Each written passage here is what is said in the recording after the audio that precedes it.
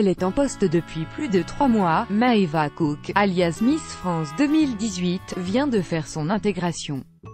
Après avoir passé quelques jours avec Sylvie Tellier, Alicia Hailey, Camille Serre, Delphine Vespizer et, évidemment Iris Mittener, la représentante des Français a accepté de faire le point sur son début de règne avec 20 minutes. Alors comment on se sent après presque 4 mois de règne? Ça ne fait qu'un peu plus de 3 mois. Déjà que ça passe trop vite, on ne va pas accélérer le temps, je me sens très bien, très heureuse d'avoir été élue. Je n'ai aucun regret, aucune déception. Je me rends compte de la chance que j'ai. Je fais énormément d'événements et de rencontres que je n'aurais pas pu faire sans ce titre. C'est fatigant parfois. Quand je peux, je me repose dans mes trajets, mais ça n'est que du positif. La réalité est-elle conforme au rêve? C'est vrai que je cours partout tous les jours. Mais tant qu'on ne l'a pas vécu, on ne se rend pas compte de ce que c'est. Ce dont on n'a pas vraiment conscience non plus, c'est qu'être Miss France, c'est un vrai métier. On devient salarié, avec un planning, des horaires à respecter, des choses à tenir aussi. Il faut faire attention à beaucoup de choses aussi parce qu'on est médiatisé. Quand on regarde l'élection, on n'a pas conscience de ça. Dès le lendemain de l'élection, il faut faire attention à tout ce qu'on dit ou fait. Votre plus belle rencontre depuis le début du règne, c'est difficile.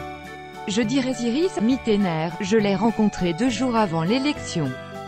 Depuis, je la vois souvent. Je connaissais déjà Camille Serre et je l'aime aussi beaucoup. Le fait qu'on soit toutes les 3 ch'tis, ça nous rapproche. Les deux sont des exemples pour moi. Camille a été adorée, Iris a décroché l'écharpe la plus convoitée de l'univers. J'aimerais être comme elle, laisser un bon souvenir et ne pas tomber aux oubliettes après mon règne. Est-ce que vous avez déjà l'impression d'avoir mouru? Je ne sais pas, ce sera à mon entourage de me le dire.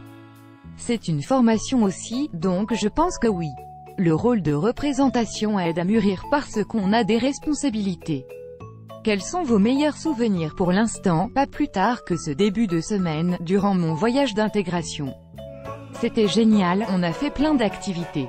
On était tout le temps ensemble, on a beaucoup échangé. J'entends comment elles ont vécu leur année, les conseils qu'elles ont à me donner.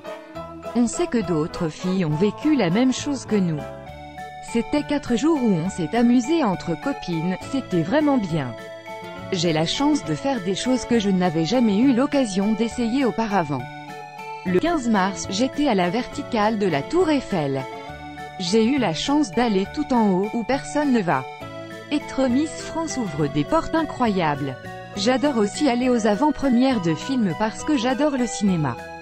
En général, les acteurs sont présents, je rencontre plein de personnes intéressantes. Je suis allée à l'avant-première de Ready Player One avec Steven Spielberg, Tom Hanks et Meryl Streep. J'étais impressionnée. Racontez-nous votre journée type. J'ai des programmes très différents tous les jours, mais ce qui revient le plus souvent, c'est une journée de dédicace où je me rends dans une région. La dernière était à Metz. Je prends un taxi, puis un train, pour me rendre sur place.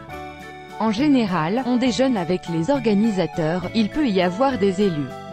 Ensuite, je reste environ 3 heures que je consacre à rencontrer les gens et à faire des dédicaces dans un centre commercial. J'aime beaucoup aller à la rencontre des gens, ils sont très gentils, bienveillants. Ils me posent des questions, certains me parlent de leurs problèmes. Une fois, une jeune fille m'a dit qu'elle était contente que je parle de la lutte contre le cancer du sein parce que sa grand-mère en souffrait et qu'elle venait de sortir d'une opération où on lui avait retiré les 2. Elle pleurait devant moi et je comprenais bien ce qu'elle ressentait parce que je l'ai vécu, c'est délicat, j'ai essayé de la rassurer comme je pouvais. Il y a aussi des discussions plus légères où on me demande des conseils pour devenir Miss. Y a-t-il des événements à venir que vous redoutez un peu? Non, je ne redoute rien. J'ai la chance de n'assister qu'à de superbes événements.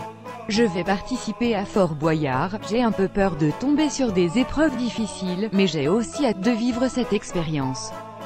Peut-être que je mentirai un peu sur mes phobies pour ne pas avoir les pires épreuves. Miss France est comme tout le monde, elle n'est pas parfaite. Il y a d'autres dates récurrentes dans l'année d'une Miss, j'espère vraiment pouvoir aller au Festival de Cannes, mais rien n'est encore sûr. J'ai également hâte de me retrouver aux Energy Music Awards.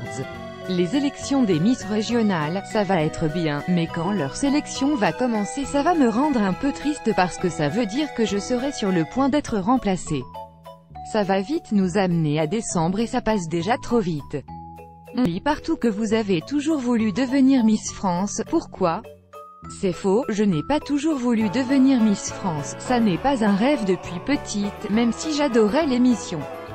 À aucun moment je me suis dit que ça serait moi, c'est venu petit à petit en faisant des concours. Je me suis toujours hyper investie, même dans mon concours de Miss locale, quand j'ai été élue Miss Pével 2016. Je suis restée à fond jusqu'à l'élection de Miss France, j'y consacrais beaucoup de temps.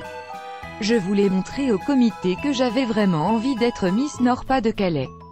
Pendant le mois de préparation pour l'élection de Miss France, même si j'étais un peu fatiguée, j'essayais d'être au top tout le temps, physiquement et mentalement.